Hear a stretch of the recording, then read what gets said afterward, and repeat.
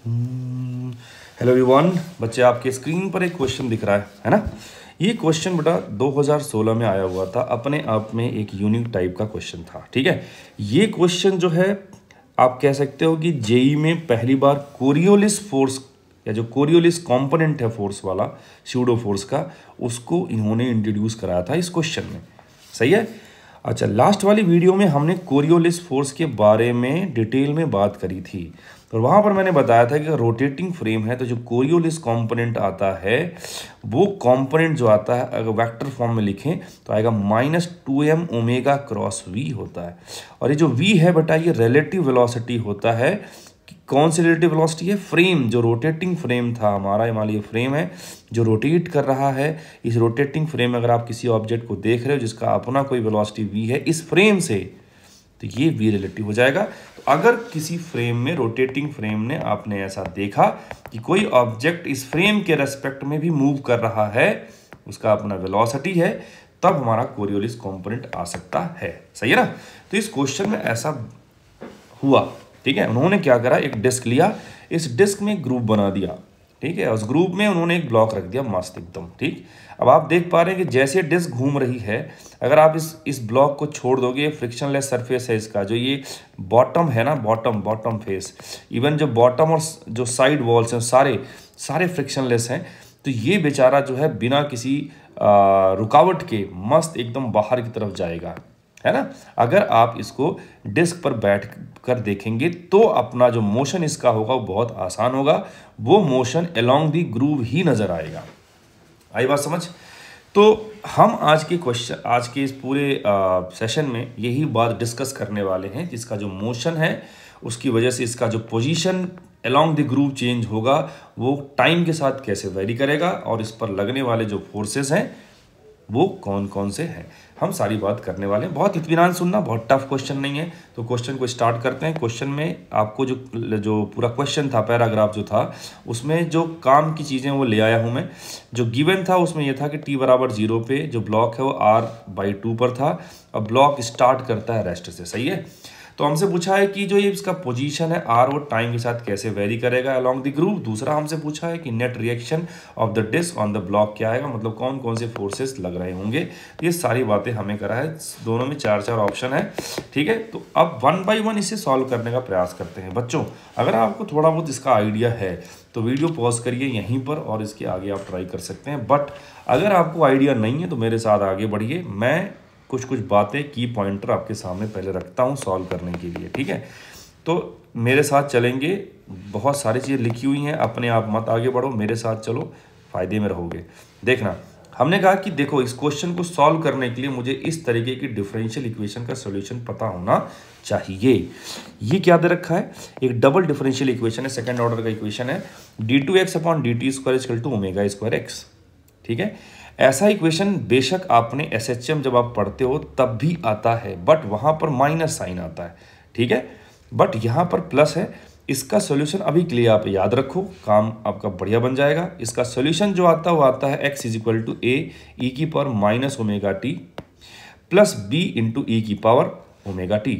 a और b क्या है? आर्बिट्रेरी कांस्टेंट है, और ओमेगा जो यहाँ पे आपने लिखा है वो यही वाला ओमेगा है। आई बात समझ? अब इस इक्वेशन को जब हमने देखा तो हमने कहा कि अगर मुझे इसको फुल्ली सॉल्व करना है तो मुझे ए और बी के बारे में जानकारी होना चाहिए। ए और बी 2 अननोन हैं, बट 2 अननोन को सॉल्व करने के लिए आपको एटलीस्ट 2 इंफॉर्मेशन होनी चाहिए जो कि इनिशियल कंडीशन से जनरली हमें मिल जाती हैं, है ना। और आप जब सॉल्व करोगे, अभी मैं सॉल्व करके दिखाऊंगा, है ना, तो आपको बताऊंगा कि वो 2 हमें इंफॉर्मेशन पहले ही दे रखी हैं। फिलहाल हम इसको अभी यहीं पे छोड़ के आगे बढ़ते हैं और अभी हम रोटेटिंग फ्रेम में FBD की बात करते हैं।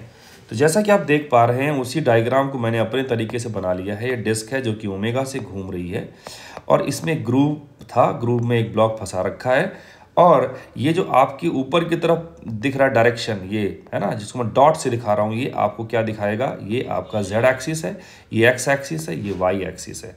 सही है ना। तो आप अगर देखोगे, अगर आप डिस्क पर बैठ जाओगे तो ये जो ब्लॉक है ये सिर्फ X एक्सिस के अलोंग चलेगा, क्योंकि डिस्क के रेस्पेक्ट में तो पूरा डिस्क क्या हो जाएगा? रेस्ट पे आ जाएगा, है ना। तो ग्रूव भी हमारा क्या है? रेस्ट पे आ जाएगा, लेकिन ग्रूव में ब्लॉक रखा है तो ब्लॉक तो चलेगा मस्त, है ना। तो डिस्क के फ्रेम में है ना। डिस्क के फ्रेम में ये ब्लॉक की वेलोसिटी सिर्फ और सिर्फ इस ग्रूव के अलोंग होएगी, सही है ना। हमने ओके सर, तो हमने कहा कि एक काम करते हैं, एफबीडी बनाते हैं। अगर आपने यहाँ पर एक ऑब्जर्वर बिठा दिया, इस ऑब्जर्वर का ओमेगा वही है जो इस डिस्क का ओमेगा है, तो उसको क्या नजर आएगा कि जो ब्लॉक है ये सिर्फ रेडियली आउटवर्ड डायरेक्शन में जा रहा है ग्रुप के अलोंग, ठीक है। तो चूंकि ये फ्रेम हमारा रोटेटिंग फ्रेम है, रोटेटिंग फ्रेम में 3 टाइप के स्यूडो फोर्सेस आ सकते हैं, सही है ना। पहले को हमने क्या बोला, कोरियोलिस, इसका अभी जिक्र किया, -2m omega cross we relative होता है। ओमेगा किसका लेते हो, जो फ्रेम है उसका ही ओमेगा रहेगा। वी रिलेटिव क्या है, उस फ्रेम के रेस्पेक्ट में किस वेलोसिटी से वो जा रहा है ब्लॉक। इसके बाद आता है आइलर फोर्स, ये आपका टेंजेंशियल फोर्स के कंपोनेंट जो लगता है वो है। जैसे अगर मान लो कोई ब्लॉक है ऐसे, या कोई पार्टिकल ले लो आप ऐसे, अगर ये पार्टिकल का अल्फा दे रखा है आपको, है ना, with respect to this one centre, तो अगर आप यहाँ पे एक ऑब्जर्वर रख देते हो, इस ऑब्जर्वर को भी आपने अल्फा दे दिया, तो होगा क्या, इस ऑब्जर्वर को ये रेस्ट पे नजर आना चाहिए। क्यों, क्योंकि इसका अल्फा और ऑब्जर्वर का अल्फा सेम हो गया, ठीक है। तो वो तभी रेस्ट पे आएगा जब इस पे जो लगने वाला रियल फोर्स MAT था, उसको बैलेंस करने के लिए एक MAT इस M जो हमारे पास रियल MAT था उसके ऑपोजिट में आए, तभी तो इस ऑब्जर्वर के रेस्पेक्ट में ये पार्टिकल रेस्ट पे आएगा, सही है ना। तो दूसरा जो हमारे पास है, तो याद रखना, दूसरा जो हमारे पास आता है अल्फा की वजह से, या वो आएगा AT के ऑपोजिट -MAT, और AT को आप R अल्फा लिख सकते हैं मैग्नीट्यूड वाइज। यहाँ पे T कैप सिंपली आपको टेंजेंशियल डायरेक्शन दिखाया। तीसरा आता है सेंट्रीफ्यूगल फोर्स, वो आप सिंपली याद रखेंगे MR ओमेगा स्क्वायर, और R कैप जो है रेडियली आउटवर्ड डायरेक्शन में बताता है। R क्या होता है, जो हमारे पास फ्रेम है या ऑब्जर्वर है उससे ऑब्जेक्ट को जोड़ने वाली जो लाइन है, उसका जो डिस्टेंस का कह सकते हैं या पोजीशन वेक्टर कह सकते हो, वो R है, सही है ना। तो ये हमारे पास 3 फोर्सेस स्यूडो फोर्सेस हो गए। इसके साथ साथ हमारे पास जो रियल फोर्सेस है वो तो लगेंगे ही, क्योंकि रियल फोर्सेस का फ्रेम ऑफ रेफरेंस से कोई मतलब नहीं होता है। फ्रेम ऑफ रेफरेंस कोई सा भी हो, रियल फोर्सेस लगेंगे, और उनकी वैल्यू जो होती है फ्रेम ऑफ रेफरेंस पर डिपेंड नहीं करती है। नॉर्मल होगा और mg लगेगा। हमने ओके सर, बहुत इत्मीनान से चीज़ों को देखते हैं। पहले मैं पहला क्वेश्चन सॉल्व करता हूँ। पहले क्वेश्चन में आप देखोगे कि इसका मुझे पोजीशन बताना है, ग्रुप के अलोंग कैसा वेरी करेगा। तो मैंने इस ब्लॉक को बनाया, और किसी मोमेंट पर मान लो ये जो सेंटर था डिस्क का, जहाँ पे ऑब्जर्वर रखा आपने, वहाँ से R डिस्टेंस पे ये ब्लॉक था। तो इस डायरेक्शन में जो इकलौता फोर्स लग रहा है रेडियली आउटवर्ड डायरेक्शन, वो सेंट्रीफ्यूगल है। बाकी जो फोर्सेस हैं आप देख पा रहे हैं यहाँ पे लगा हुआ, मैं अभी इसको एक्सप्लेन करूंगा। फिलहाल मैंने आपको ये बोल रहा हूँ कि जो इस डायरेक्शन में रेडियली आउटवर्ड डायरेक्शन में या रेडियल डायरेक्शन में जो फोर्स आएगा इस ब्लॉक पे, वो आपका सेंट्रीफ्यूगल फोर्स है इस फ्रेम में, ठीक है। तो यही फोर्स क्या करेगा, इसको एक्सेलरेट कराएगा इस तरफ, ठीक है। तो नेट फोर्स बराबर MA लिख दिया मैंने, MR omega square equal to MA।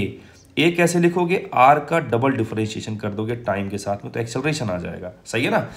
तो मेरे पास M को M उड़ाने के बाद ये रिलेशन निकल के आया d2R/dt square equal to omega square R।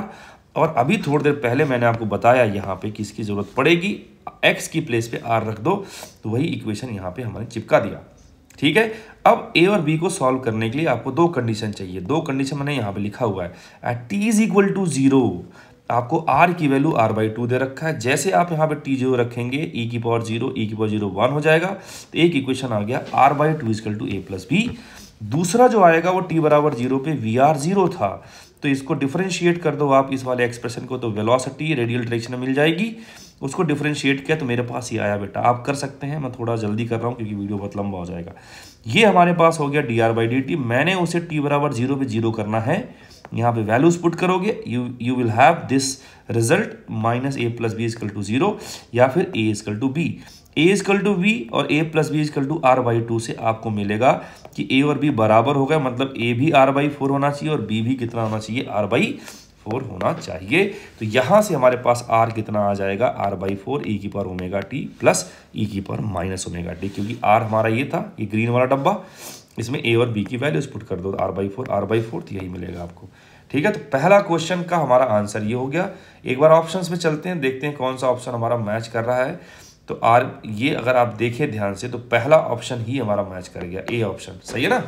चलिए सेकंड क्वेश्चन की तरफ बढ़ते हैं। सेकंड क्वेश्चन में वापस से मैंने उस वाले डायग्राम को यहाँ पे कॉपी पेस्ट कर दिया।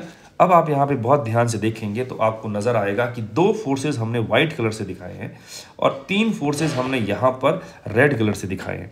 वाइट कलर के जो फोर्सेस हैं ये फोर्सेस स्यूडो फोर्सेस हैं और ये जो 3 आपको दिख रहे हैं एन, एन डैश और एम जी, ये आपके रियल फोर्सेस हैं। सही है। तो अब जरा पहले स्यूडो फोर्सेस से बात कर लेते हैं। स्यूडो फोर्स में M R omega square sorted रहा है आपका, क्योंकि ये बहुत आसान है इसको फिगर आउट करना। आर देखो, आर के डायरेक्शन में ही आउटवर्ड डायरेक्शन में लगा दो, सेंट्रीफ्यूगल फोर्स लग गया। दूसरा आता है -2m ओमेगा क्रॉस वी। तो पहले मैं ओमेगा क्रॉस वी की डायरेक्शन चेक करूंगा। ओमेगा कहाँ पे है? जेड एक्सिस की तरफ है, जेड एक्सिस की तरफ है ना, के कैप। और आपका वेलोसिटी, रिलेटिव वेलोसिटी इधर है। अगर के कैप क्रॉस आई कैप करोगे तो ये कितना आएगा? ये जे कैप आएगा, के क्रॉस आई, है कि नहीं? लेकिन जे कैप मतलब इधर आना चाहिए, लेकिन ये माइनस साइन की वजह से ये माइनस जे में लग जाएगा। तो जो आपका कोरियोलिस फोर्स है वो माइनस जे कैप या माइनस वाई डायरेक्शन में लग गया।